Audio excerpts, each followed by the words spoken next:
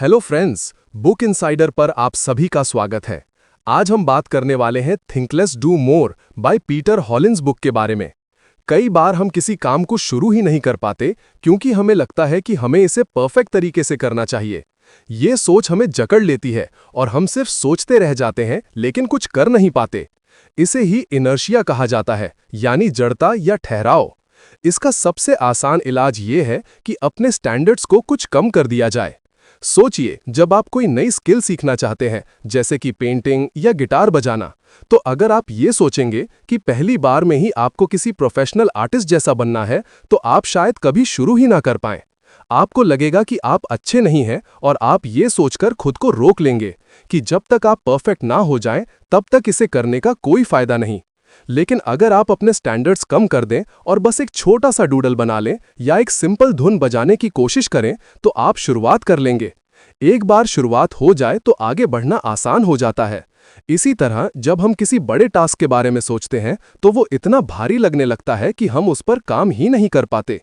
मान लीजिए आपको एक 10 पेज की रिपोर्ट लिखनी है और आप ये सोच रहे हैं कि इसे बहुत ही परफेक्ट होना चाहिए। ये सोचते ही आपको लगेगा कि ये बहुत मुश्किल है और आप टाल-मटोल प्रोक्रास्टिनेशन करने लगेंगे। लेकिन अगर आप ये सोचें कि बस पहला पैराग्राफ ही लिखना है, चाहे वो कैसा भी हो, तो आप काम शुरू कर पाएंगे। हमारा दिमाग फिनिश लाइन देखने में ज्यादा दिलचस्पी लेता है, लेकिन जब वो ये देखता है कि वो बहुत दूर है, तो वो डर जाता है। इसे दूर करने के लिए आपको बस इतना करना है कि अपने पहले कदम को आसान बना लें। अगर आपको एक्सरसाइज शुरू करनी है, तो आप ये मत सोचिए कि आपको रोज 1 घंटे की वर्कआउट करनी होगी। बस ये सोचिए कि आपको सिर्फ 5 मिनट के लिए स्ट्रेचिंग करनी है। जब आप स्ट्रेचिंग कर लेंगे, तो शायद आपको खुद ही लगे कि कुछ और कर लिया जाए। पूर्णतावाद कई बार प्रगति का सबसे बड़ा दुश्मन बन जाता है। हम ये मानकर चलते हैं कि हमें हर चीज में परफेक्ट होना चाहिए, लेकिन सच्चाई ये है कि परफेक्शन कभी भी एक झटके में नहीं आता। वो धीरे धीरे बार बार कोशिश करने से आता है। पहली ड्राफ्ट हमेशा खराब होती है, पहली कोशिश हमेशा औसत होती है और पहला कदम हमेशा अस्थिर होता है।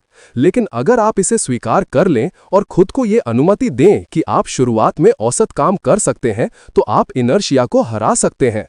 सोचिए, जब कोई बच्चा चलना सीखता है, तो क्या वो पहली बार में ही बिना गिरे दौड़ न लगता है? नहीं, वो गिरता है, फिर उठता है, फिर गिरता है और धीरे धीरे चलना सीखता है।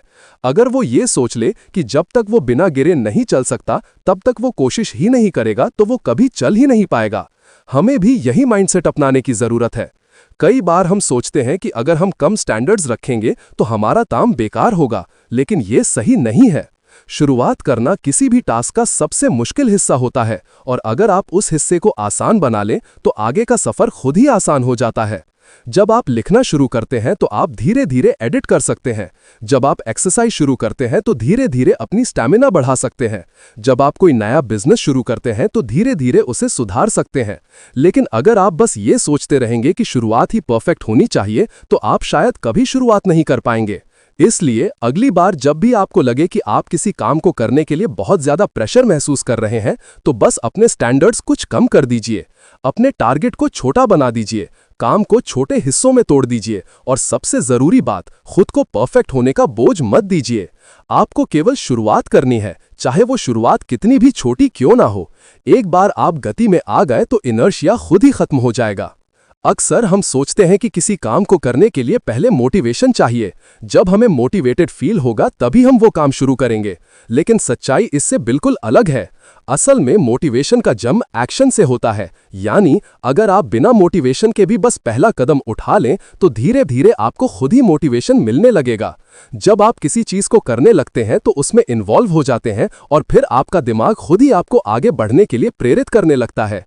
मान लीजिए आपको एक लंबी बुक पढ़नी है, लेकिन आपको पढ़ने का मन नहीं कर रहा। आप सोच रहे हैं कि जब मुझे पढ़ने का मूड आएगा, तब मैं इसे पढ़ूंगा। लेकिन अगर आप सिर्फ 2 पेज पढ़ने का एक्शन ले लें, तो आपका दिमाग धीरे धीरे उस प्रोसेस में घुसने लगेगा और आपको खुद ही लगेगा कि कुछ और पढ़ लिया जाए। यही चीज किसी भी काम पर लागू होती है, चाहे वो एक्सरसाइज हो, पढ़ाई हो, काम हो या कोई नया स्किल सीखना हो। अगर आप शुरुआत कर लेंगे, तो मोटिवेशन अपने आप आ जाएगा। मोटिवेशन की समस्या ये है कि ये एक अस्थायी टेम्पररी चीज होती है। आप किसी मोटिवेशनल वीडियो या स्पीच से मोटिवेट हो सकते हैं, लेकिन वो मोटिवेशन ज्यादा देर तक नहीं टिकता। इसलिए अगर आप सिर्फ मोटिवेशन के भरोसे रहेंगे तो आप कुछ ही दिनों में फिर से सुस्त महसूस करने लगेंगे। लेकिन अगर आप एक्शन लेने की आदत बना लें तो आप बिना मोटिवेशन के भी अपने टारगेट को अचीव कर सकते हैं। इसका सबसे अच्छा उदाहरण है वर्कआउट। बहुत से लोग सोचते हैं कि पहले उन्हें एक्सरसाइज करने का मूड आए फिर वे जिम जाएंगे, लेकिन अगर वे सिर्फ 5 मिनट की स्ट्रेचिंग से शुरुआत कर लें तो उनका शरीर और दिमाग धीरे धीरे उसमें लग जाएगा और फिर उनका मन करेगा कि कुछ और एक्सरसाइज कर ली जाए। यही प्रिंसिपल हर चीज पर लागू होता है। जब आप किसी भी काम को करने लगते हैं तो आपकी एनर्जी उस ओर शिफ्ट होने लगती है और मोटिवेशन अपने आप पैदा होने लगता है। सोचिए कि आपने कभी पहले किसी काम को करने में बहुत आलस महसूस किया होगा, लेकिन जब किसी कारणवश आपने उसे शुरू कर दिया तो आपको मजा आने लगा। इसका कारण यही है कि एक्शन लेने के बाद आपका दिमाग उसी दिशा में काम करने के लिए ट्यून हो जाता है। कई बार हमें किसी काम की शुरुआत में बहुत बोर्डम महसूस होती है, लेकिन अगर हम इसे जारी रखते हैं तो वो चीज धीरे धीरे इंटरेस्टिंग लगने लगती है। ये साइकोलॉजिकल फैक्ट है कि जब हम किसी एक्टिविटी में इन्वॉल्व हो जाते हैं तो हमारा माइंड उसे कंप्लीट करने की दिशा में काम करने लगता है। इसका एक और बड़ा फायदा ये होता है कि जब आप एक्शन लेना शुरू कर देते हैं तो आपके अंदर की संदेह, सेल्फ डाउट और अनिश्चितता, अनसर्टेनिटी भी धीरे धीरे कम होने लगती है। जब आप सिर्फ सोचते रहते हैं कि कोई काम मुश्किल है तो वो आपको और भी कठिन लगता है, लेकिन जब आप उसे करना शुरू कर देते हैं तो आपको महसूस होता है कि वो उतना मुश्किल नहीं था जितना आपने सोचा था। एक और इंटरेस्टिंग बात यह है कि एक्शन लेना आपकी सेल्फ इमेज को भी बदल सकता है। अगर आप सोचते हैं कि आप आलसी, लेजी इंसान हैं तो आप वैसे ही बिहेव करेंगे, लेकिन अगर आप सिर्फ 5 मिनट का एक्शन ले लें तो आप अपने बारे में नई स्टोरी क्रिएट कर सकते हैं। मैं एक ऐसा इंसान हूं जो बिना मोटिवेशन के भी काम कर सकता हूं। ये सोचते ही आप और ज्यादा करने के लिए तैयार हो जाते हैं। मोटिवेशन के लिए एक्शन जरूरी क्यों है, इसे समझने के लिए इसे एक साइकिल की तरह देख सकते हैं। जब आप कोई एक्शन लेते हैं तो आपको छोटा सा रिजल्ट मिलता है। ये रिजल्ट आपकी आत्मविश्वास, कॉन्फिडेंस को बढ़ाता है और फिर आपको और ज्यादा करने की प्रेरणा मिलती है। धीरे धीरे ये मोटिवेशन बढ़ता जाता है और आप अपनी लाइफ में बड़े बदलाव ला सकते हैं। इसे और आसान भाषा में कहें तो अगर आप किसी काम को करने का मन नहीं होने के बावजूद उसे शुरू कर देंगे तो कुछ ही देर में आपको खुद ही उसमें इंटरेस्ट आने लगेगा, और जब आप बार बार ऐसा करने लगेंगे तो आपको मोटिवेशन का इंतजार करने की जरूरत ही नहीं पड़ेगी। आप एक्शन लेंगे और एक्शन से ही मोटिवेशन पैदा होगा। अक्सर हम जब भी रिस्क का नाम सुनते हैं तो हमारे दिमाग में डर पैदा होता है। हमें लगता है कि अगर हमने कोई बड़ा कदम उठाया और वो गलत साबित हुआ तो हम मुसीबत में पड़ सकते हैं। यही सोच हमें कई नए अवसरों से दूर रखती है, लेकिन असल में रिस्क सिर्फ खतरा नहीं है बल्कि ग्रोथ का एक जरिया भी हो सकता है। जब हम रिस्क को एक डराने वाली चीज की तरह देखने की बजाय उसे सीखने और आगे बढ़ने के मौके के रूप में देखते हैं तो हमारी जिंदगी पूरी तरह बदल सकती है। सोचिए, अगर कोई बच्चा साइकिल चलाना सीखना चाहता है तो उसे गिरने का रिस्क होता है। अगर वो सिर्फ इस डर से कभी कोशिश ही ना करे कि वो गिर सकता है तो वो कभी भी साइकिल चलाना नहीं सीख पाएगा। लेकिन जब वो ये रिस्क लेता है, गिरता है, उठता है और फिर से कोशिश करता है तो एक दिन वो बिना गिरे आराम से साइकिल चला सकता है। यही प्रिंसिपल हमारी पूरी लाइफ में लागू होता है। बहुत से लोग कंफर्ट जोन में रहना पसंद करते हैं क्योंकि वहां कोई रिस्क नहीं होता, लेकिन कंफर्ट जोन में रहने से हमें अपने जीवन को सीमित करना पड़ता है। जोन में रहने का सबसे बड़ा नुकसान यह है कि आप कभी ग्रो नहीं कर पाते। जब आप कोई नया स्किल सीखते हैं, कोई नया बिजनेस शुरू करते हैं या कोई नया चैलेंज लेते हैं तो उसमें रिस्क तो होता है, लेकिन उसी के साथ सीखने और आगे बढ़ने के भी बहुत बड़े मौके होते हैं। रिस्क लेने का मतलब ये नहीं है कि आप बिना सोचे समझे कोई भी बड़ा कदम उठा लें। इसका मतलब यह है कि आप कैलकुलेटेड रिस्क लें, यानी आप पहले सिचुएशन को एनालाइज करें, उसके फायदे और नुकसान को समझें और फिर एक इन्फॉर्म्ड डिसीजन लें। जब आप इस तरह से रिस्क लेते हैं तो आपके फेलियर के चांसेस कम हो जाते हैं और सक्सेस के चांसेस बढ़ जाते हैं। रिस्क को एम्ब्रेस करने का एक और बड़ा फायदा यह है कि यह आपको मानसिक रूप से मजबूत बनाता है। जब आप बार बार छोटे छोटे जोखिम लेते हैं और उनसे सीखते हैं तो आपके अंदर किसी भी चुनौती का सामना करने की क्षमता बढ़ जाती है, का सामना करने का कॉन्फिडेंस आ जाता है। धीरे धीरे आपका दिमाग फेलियर को एक सीखने का प्रोसेस मानने लगता है, ना कि कोई ऐसी चीज जिससे डरना चाहिए। अगर आप अपनी प्रोफेशनल लाइफ में देखें तो जितने भी बड़े एंटरप्रेन्योर्स या लीडर्स हैं, उन्होंने कभी ना कभी कोई बड़ा रिस्क लिया है। अगर वे रिस्क लेने से डरते तो शायद वे आज उस मुकाम तक नहीं पहुंच पाते। स्टीव जॉब्स ने रिस्क लिया और एप्पल को बनाया। एलोन मस्क ने रिस्क लिया और टेस्ला और स्पेसएक्स जैसी कंपनीज खड़ी की। हर बड़ी सफलता के पीछे कुछ ना कुछ रिस्क जरूर होता है।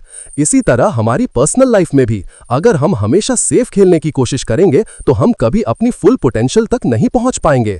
अगर कोई इंसान किसी से अपने दिल की बात कहने से डरता है क्योंकि उसे रिजेक्शन का रिस्क है, तो वो कभी भी अपने फीलिंग्स को एक्सप्रेस नहीं कर पाएगा। लेकिन अगर वो रिस्क लेता है तो या तो उसे सक्सेस मिलेगी या फिर वो रिजेक्शन से कुछ नया सीखकर आगे बढ़ेगा। रिस्क लेने का मतलब ये भी नहीं है कि आप हमेशा जीतेंगे। कई बार आप फेल भी होंगे, लेकिन यही फेलियर्स आपको सिखाएंगे कि अगली बार चीजों को और बेहतर कैसे किया जाए। दुनिया में जितने भी सक्सेसफुल लोग हैं वे कई बार फेल हो चुके हैं, लेकिन उन्होंने हर फेलियर से सीखा और अगली बार और बेहतर किया। अगर आप रिस्क से डरते हैं तो सबसे पहले अपनी सोच को बदलें। इसे एक थ्रेट की तरह ना देखें, बल्कि इसे एक अपॉर्चुनिटी मानें।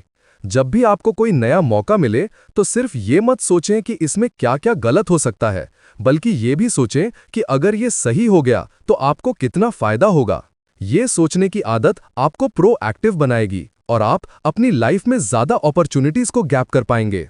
रिस्क लेने का एक और फायदा ये है कि ये आपकी क्रिएटिविटी और प्रॉब्लम सॉल्विंग स्किल्स को इंप्रूव करता है।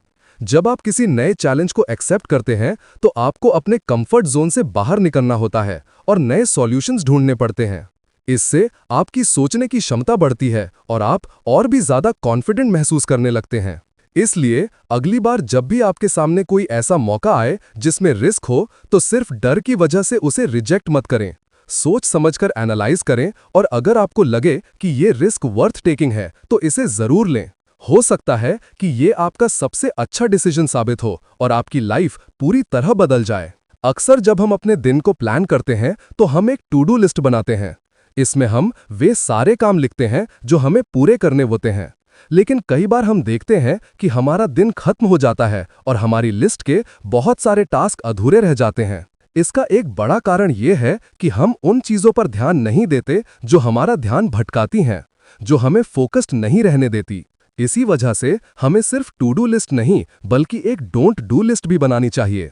ये एक ऐसी लिस्ट होती है जिसमें वे सारी चीजें होती हैं जो हमें अवॉइड करनी चाहिए, ताकि हमारा ध्यान सही जगह पर रहे और हम प्रोडक्टिव रह सकें।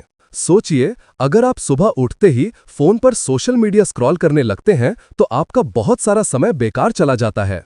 आप सोचते हैं कि बस 5 मिनट देखेंगे, लेकिन जब दोबारा घड़ी देखते हैं तो 30 से 40 मिनट निकल चुके होते हैं। इसी तरह अगर आप दिन भर में बार बार ईमेल चेक करते रहते हैं या हर छोटी चीज पर तुरंत रिएक्ट करने लगते हैं तो आपकी एनर्जी गलत जगह खर्च होती है। डोंट डू लिस्ट इसी तरह की चीजों को आइडेंटिफाई करने में मदद करती है, ताकि आप उन आदतों से बच सकें जो आपके समय और प्रोडक्टिविटी को बर्बाद करती हैं। इस लिस्ट को बनाने के लिए सबसे पहले आपको ये देखना होगा कि दिन भर में कौन कौन सी एक्टिविटीज आपका ध्यान भटकाती हैं। क्या आप हर छोटी ब्रेक में अपना फोन चेक करते हैं? क्या आप अनावश्यक बैठकों में बहुत ज्यादा समय बर्बाद करते हैं? क्या आप बिना किसी प्लान के सोशल मीडिया पर बहुत ज्यादा वक्त बिताते हैं? इन सब चीजों को नोट करें और इन्हें अपनी डोंट डू लिस्ट में डाल दें। इससे आपको ये साफ साफ समझ में आ जाएगा कि आपको किन चीजों से बचना है। डोंट डू लिस्ट का सबसे बड़ा फायदा यह है कि ये आपको डिसिप्लिन सिखाती है। जब आपके पास ये स्पष्ट होता है कि आपको क्या नहीं करना है, तो आप अपने इंपॉर्टेंट कामों पर ज्यादा ध्यान दे सकते हैं। मान लीजिए कि आपकी लिस्ट में लिखा है कि मैं सुबह 10 बजे से पहले सोशल मीडिया इस्तेमाल नहीं करूंगा, तो जब भी आपका मन करेगा कि फोन उठाकर इंस्टाग्राम या ट्विटर देख लें, आपकी लिस्ट आपको याद दिलाएगी कि ये आपकी प्रायोरिटी में नहीं है। धीरे धीरे ये एक हैबिट बन जाएगी और आपकी प्रोडक्टिविटी बढ़ने लगेगी। बहुत से लोग सोचते हैं कि बस ज्यादा मेहनत करने से सफलता मिलती है, लेकिन असल में स्मार्ट तरीके से काम करना ज्यादा जरूरी है। अगर आप सिर्फ व्यस्त बिजी रहने की बजाय अपने समय का सही इस्तेमाल करें तो आप कम समय में ज्यादा कर सकते हैं। डोंट डू लिस्ट आपको ये समझने में मदद करती है कि कौन से काम सिर्फ आपका समय बर्बाद कर रहे हैं और उनसे बचकर आप अपनी एनर्जी सही दिशा में लगा सकते हैं। इसे और बेहतर बनाने के लिए आप अपनी लिस्ट को समय समय पर अपडेट कर सकते हैं। हो सकता है कि शुरू में आपको लगे कि सिर्फ सोशल मीडिया आपका ध्यान भटकाता है, लेकिन कुछ हफ्तों बाद आपको महसूस हो कि बार बार अनावश्यक मीटिंग्स भी आपका बहुत समय ले रही हैं। ऐसे में आपको अपनी डोंट डू लिस्ट में यह भी जोड़ना होगा कि मैं बेकार की मीटिंग्स में शामिल नहीं होऊंगा। इसी तरह आप अपने अनुभव के आधार पर अपनी लिस्ट को रिफाइन करते रहें। एक और महत्वपूर्ण चीज ये है कि डोंट डू लिस्ट केवल डिस्ट्रैक्शन से बचने के लिए नहीं होती, बल्कि ये आपको इमोशनल और मेंटल क्लैरिटी भी देती है। कई बार हम ऐसे डिसीजंस लेते हैं जो हमारे लिए सही नहीं होते, सिर्फ इसलिए क्योंकि हमें आदत होती है कि हम ना नहीं कह पाते। अगर आपकी लिस्ट में ये लिखा हो कि मैं ऐसे कामों के लिए हाँ नहीं कहूंगा जो मेरे गोल्स से मेल नहीं खाते, तो ये आपको अननेसेसरी कमिटमेंट से बचाने में मदद कर सकता है। अगर आप कोई एंटरप्रेन्योर, राइटर या किसी भी क्रिएटिव फील्ड में हैं, तो ये लिस्ट और भी ज्यादा महत्वपूर्ण हो जाती है, क्योंकि आपके लिए सबसे जरूरी चीज है डीप वर्क, यानी वो समय जब आप पूरी तरह से फोकस्ड होकर अपना सबसे अच्छा काम कर सकें। लेकिन अगर आपका ध्यान बार बार छोटे छोटे डिस्ट्रैक्शन से भटकता रहेगा, तो आप कभी भी अपनी फुल पोटेंशियल तक नहीं पहुंच पाएंगे। डोंट डू लिस्ट आपको ये क्लैरिटी देती है कि कौन से काम आपको अवॉइड करने हैं, ताकि आप अपने सबसे जरूरी टास्क पर पूरा ध्यान लगा सकें। ये लिस्ट केवल प्रोफेशनल लाइफ के लिए नहीं, बल्कि पर्सनल लाइफ में भी बहुत काम आ सकती है। मान लीजिए कि आप अपनी हेल्थ को सुधारना चाहते हैं। अगर आपकी डोंट डू लिस्ट में ये लिखा हो कि मैं रात 11 बजे के बाद जंक फूड नहीं खाऊंगा, तो ये आपको सही चॉइसेस बनाने में मदद करेगा। अगर आप अपनी मेंटल हेल्थ पर ध्यान देना चाहते हैं, तो आप लिस्ट में ये जोड़ सकते हैं कि मैं ऐसे लोगों के साथ समय नहीं बिताऊंगा जो मेरी एनर्जी ड्रेन करते हैं। अंत में ये समझना जरूरी है कि जितना जरूरी क्या करना है, ये तय करना भी उतना ही जरूरी है कि क्या नहीं करना है। हम सभी के पास 24 घंटे ही होते हैं, और अगर हम सही जगह अपनी एनर्जी लगाना सीख लें, तो हम अपनी लाइफ में बड़ा बदलाव ला सकते हैं। एक छोटी सी डोंट डू लिस्ट बनाना एक आसान लेकिन पावरफुल तरीका है अपने दिन को बेहतर और ज्यादा प्रोडक्टिव बनाने का। अगर आप इसे ईमानदारी से फॉलो करते हैं, तो आप देखेंगे कि कैसे आपकी एफिशिएंसी, फोकस और ओवरऑल हैप्पीनेस बढ़ने लगती है। हमारी जिंदगी में हर दिन कई सारे काम होते हैं, कुछ जरूरी होते हैं तो कुछ कम जरूरी, लेकिन अक्सर ऐसा होता है कि हम उन कामों में उलझे रहते हैं जो उतने महत्वपूर्ण नहीं होते, और जो असल में हमारे लिए सबसे ज्यादा मायने रखते हैं, वे काम पीछे छूट जाते हैं। इसका कारण ये है कि हम अपनी प्राथमिकताओं, प्रायोरिटीज को सही तरीके से सेट नहीं कर पाते। यहीं पर बर्नर लिस्ट की जरूरत पड़ती है। ये एक ऐसा तरीका है जिससे आप अपने सबसे महत्वपूर्ण और कम महत्वपूर्ण कामों को अलग अलग रख सकते हैं, ताकि आपकी एनर्जी और अटेंशन सही दिशा में लगे। बर्नर लिस्ट का आइडिया ये है कि आप अपने टास्क को 2 हिस्सों में बांटें, फ्रंट बर्नर और बैक बर्नर। फ्रंट बर्नर में वे चीजें आती हैं जो आपकी सबसे बड़ी प्राथमिकता है, जिन पर आपको सबसे ज्यादा ध्यान देना चाहिए। ये वे टास्क होते हैं जो आपके बड़े गोल्स को हासिल करने में मदद करते हैं। दूसरी तरफ बैक बर्नर में वे चीजें आती हैं जो जरूरी तो हैं, लेकिन फिलहाल उन पर ज्यादा ध्यान देने की जरूरत नहीं है। ये वो काम हो सकते हैं जो आप बाद में कर सकते हैं या जो उतने क्रिटिकल नहीं हैं। सोचिए कि आप एक शेफ हैं और किचन में कई चीजें एक साथ बना रहे हैं। एक स्टोव पर कुछ पक रहा है जिसे लगातार चलाते रहना है ताकि वो ठीक से बने, यही आपका फ्रंट बर्नर है। वहीं कुछ चीजें धीमी आंच पर रखी हुई हैं जिन्हें समय आने पर देखा जा सकता है, यही आपका बैक बर्नर है। ठीक इसी तरह जब हम अपनी लाइफ को इस तरीके से ऑर्गेनाइज करते हैं, तो हम अपनी एनर्जी को सही जगह फोकस कर सकते हैं। अगर आप किसी बड़े प्रोजेक्ट पर काम कर रहे हैं, तो वो आपका फ्रंट बर्नर टास्क होगा, लेकिन अगर आप साथ ही साथ कोई नई स्किल सीखना चाहते हैं या किसी नए आइडिया पर काम करना चाहते हैं, तो वो बैक बर्नर पर जा सकता है। इसका मतलब ये नहीं है कि बैक बर्नर के टास्क बेकार हैं, बल्कि इसका मतलब सिर्फ इतना है कि उन्हें अभी उतनी प्रायोरिटी नहीं मिलनी चाहिए। इससे आपका ध्यान भटकता नहीं है और आप सबसे जरूरी चीजों पर फोकस कर पाते हैं। बर्नर लिस्ट को अपनाने का सबसे बड़ा फायदा यह है कि ये डिसीजन मेकिंग को आसान बना देती है। जब भी कोई नया टास्क सामने आता है, तो आप तुरंत तय कर सकते हैं कि वो किस बर्नर पर जाना चाहिए। इससे आपका दिमाग क्लटर फ्री करता है और आप जरूरी चीजों को मिस नहीं करते। इसका दूसरा फायदा यह है कि ये आपको मल्टीटास्किंग से बचाता है।